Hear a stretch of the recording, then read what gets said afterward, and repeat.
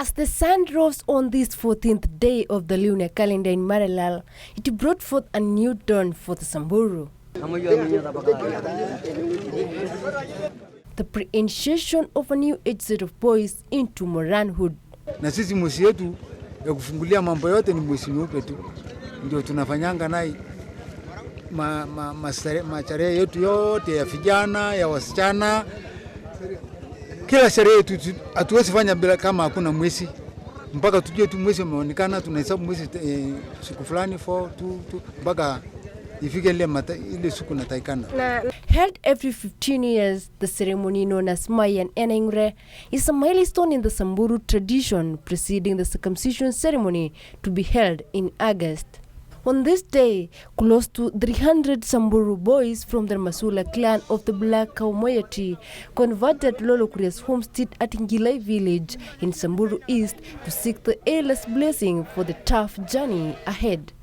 But I, not being from the Masula clan, I was only allowed to the venue after drinking raw milk from their cows and spitting on the chest in a ritual cleansing me of whatever bad omen I may have had. But even then, being a lady, there still were stages of the ceremony I couldn't get close to. The boys were divided into 2 groups. One that will go to harvest the gum raisins, and the one that was left behind to look after livestock because they were deemed to come from a blemished family or would not make it to the sacred hill because they were either too young or living with disability. They sang the Samburu circumcision song known as Liberta to embolden them. The elders then sprinkle a mixture of water and milk on the boys to bless them. The song and the sprinkling of the mixture is an emotional ritual that overwhelms some of the boys and they get into fits.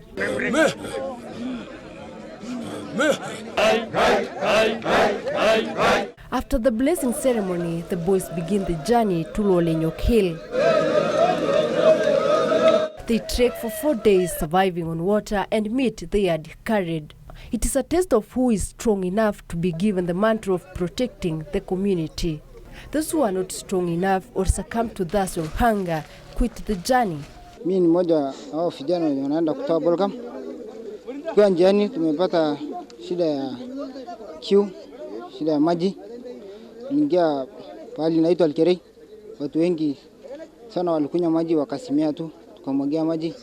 Wengine tuliacha kwa njia. Hivyo tumepitisha shida, kiu na jua kali. Na hii safari sio safari ndogo, ni safari kubwa sana. Ni kama kilomita 1000 kuja na kurudi. Tunaanzia kutoka saa 10 safari ya usiku mpaka saa 1 ingine ya usiku bila mapumziko. On the 4th day, they finally reached Lolenyok hill near Marsabit County, where they convert and incantations are made to beseech the hill to be generous with the gum. One of the elders then whistles and the boys, in excitement for making it this far, ran towards the hill. Harvesting of the gum from an indigenous tree locally known as silale then begins. At the foothill, 4 elders left behind are tasked with making fire the traditional way by use of elephant dung and friction from fire sticks. The fire will be used to mold the gum. Wakirudi sasa kutoka milimani, ndio watakuja kuchoma hiyo gum, iundwe mzuri, ndio waanze safari kurudi tena nyumbani. Ikiwa ni siku 4 kuja, siku 4 tena kurudi. The gum is used to paint their faces when mixed with white ochre to indicate sexual purity. The boys are hence forbidden from engaging in sexual affairs with circumcised women, and those who will only be allowed to undergo circumcision after paying a fine of cows. Elder William Leajore explained the significance of this ceremony. Kasia hii gum kuletwa, hii vijana anatengeleza naweka mshali, ndio wanapiga naye mandeke, anaweka kwa kichwa. Sasa hiyo ndio maradi yao wakati bado hapo chondoni. Kebeji. Na nasoma hiyo gum mpaka ishikane akua nyepesi kidogo. Sababu narokota ngine kwa miti ngine, narokota ngine kwa miti ngine. Sasa anasanya, anaweka kwa ile ngozi yake. Baadaye anakuja kusanya yote, anachoma, ndio anashikanisha yote na kwa pamoja.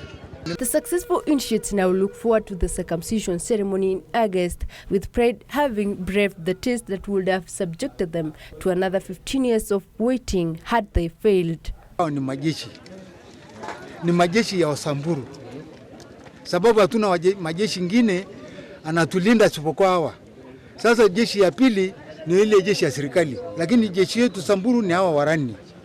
And as the group of Black Clock hit the ground and the initiation songs rent the air, preparation are witnessed all over the Samburu nation to welcome the big day this coming August. The sitting age set winds up and the new one commences. Ntapanoi Letepetaa reporting for KBC Channel One from Samburu North Constituency in Samburu County.